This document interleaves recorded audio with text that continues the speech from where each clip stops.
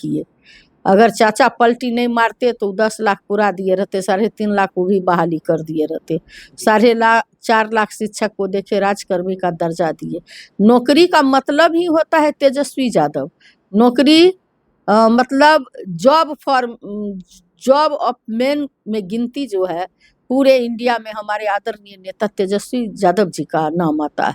और आज जो बैठे हुए हैं, चाहे वो दरोगा की बहाली वाले लोग हों, चाहे TRE 4 का लोग हों, सब स्टूडेंट के साथ।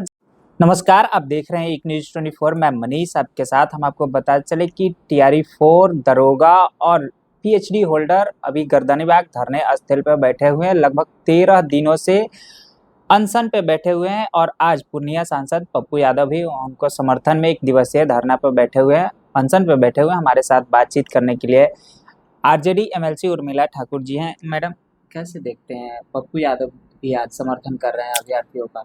अच्छी बात है, कर रहे हैं, करना भी चाहिए।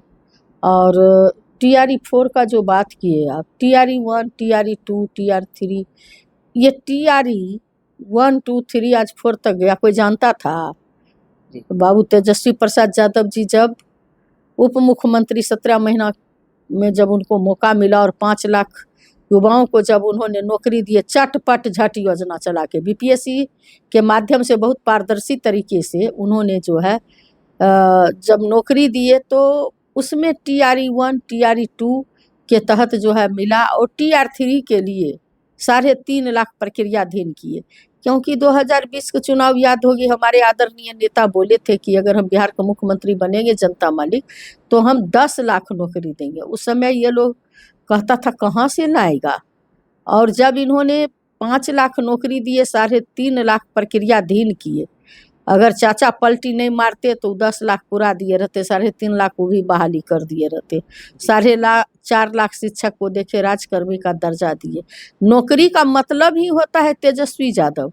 नौकरी मतलब जॉब ऑफ मेन में गिनती जो है पूरे इंडिया में हमारे आदरणीय नेता तेजस्वी यादव जी का नाम आता है। और आज जो बैठे हुए हैं, चाहे वो दरोगा की बहाली वाले लोग हों, चाहे TRE 4 का लोग हों, सब स्टूडेंट के साथ ज्यादती हुई है। जब वो मांग करने जाते हैं तो सरकार जो है इन बातों से डरती है, इसलिए पुलिस को आगे करती है। और ऐसी स्थिति में जो है विद्यार्थी के पास कोई चारा नहीं बचा। रोड पर जब जाते हैं तो देखे ना, सिवान में AK-47 से जो है गोली मारा जाता है, और उसको सरकार देखने तक भी जरूरी नहीं समझती है, देश के जो भविष्य है उसको। और जब वो विद्यार्थी निराश हो गया, हार गया, तब हार करके आज धरना पर बैठे हुए हैं, फिर भी उसका कोई नोटिस नहीं ले रहा है। हम लोग, हमारे आदरणीय नेता उस विद्यार्थी के साथ है, और इसी के परिप्रेक्ष्य में हमारे आदरणीय नेता 19 तारीख को जो है पार्टी कार्यालय से राजभवन का मार्च करेंगे। PhD होल्डर जो है लगभग 13 दिनों से अनशन पे बैठे हुए हैं, सरकार उनके डेलीगेशन भी नहीं भेज रहा है उनके पास। देखिए, PhD होल्डर तो सबसे पहले बहुत मेहनत मशक्कत के बाद PG तक लोग, गरीब गुरबा का बाल बच्चा पहुंचता है, जिसका माँ बाप खेती करके जमीन जायदाद बेच करके अपने बच्चों को इस उम्मीद से पढ़ाते हैं कि कल का सहारा मेरा बनेगा, जॉब करेगा। और PhD तक, PG तक पहुंचने वाला बहुत कम लोग होते हैं। हमारे बच्चे जो PhD तक पहुंचते हैं वो पहले सिनॉप्सिस, सबसे पहले तो आज प्रिलिमिनरी टेस्ट हो गया है, PhD में भी प्रिलिमिनरी टेस्ट पास करते हैं, फिर अपना यूनिवर्सिटी को सिनॉप्सिस देते हैं। सिनॉप्सिस जब उनका मंजूर हो जाता है तब वो थेसिस पर काम करते हैं, और थेसिस में जो है विद्यार्थी को 2 साल के बाद भी जमा कर सकते हैं, 3 साल के बाद भी जमा कर सकते हैं। लेकिन उसका जो वाइवा है टाइम पर होना चाहिए, वो कोई नोटिस लेने वाले लोग नहीं हैं। उसका न समय पर वाइवा नहीं होगा तो जो प्रोफेसर की बहाली निकलती है उसमें वो छूट जाते हैं। उस विद्यार्थी का कोई गलती नहीं है, गलती सरकार का है। जब आप टाइम पर वो थेसिस जमा करते हैं तो टाइम पर आप वाइवा क्यों नहीं लेते हैं? और जब आप वाइवा ले लीजिएगा तो वो भी शरीक होंगे, उसे जॉब मिलेगा। तो सरकार तो दोनों तरफ से विद्यार्थी मारे जाते हैं। एक तो मारे जाते हैं कि उनका टाइम पर कुछ होता नहीं है, दूसरा मारे जाते हैं कि वो जॉब से वंचित हो रहे हैं। तो ऐसी स्थिति में अगर धरना पर बैठे हुए हैं तो कौन सा अन्याय कर रहे हैं? जब धरना पर बैठे हैं तो सरकार को निश्चित रूप से नोटिस लेनी चाहिए।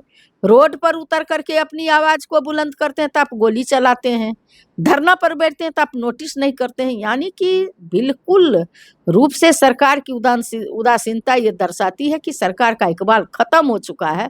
सरकार के पास खजाने में ना पैसा बचा है। ये 10-10 हजार प्रलोभन दे के जो वोट लेने का काम किए थे, आज बिहार को पूरे गर्त में मिला दिए हैं, बिहार को पूरे कर्ज में डूबे दिए हैं।